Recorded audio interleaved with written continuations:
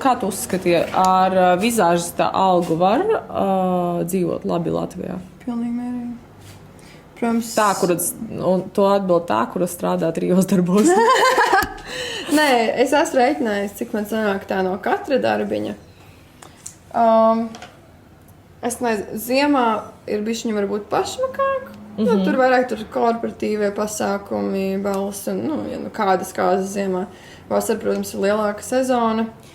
Bet es domāju, ka pilnīgi mierīgi. Tikai, ja tu pieliec nedaudz izdomu, kā to naudiņu dabūt. Jā. Piemērs.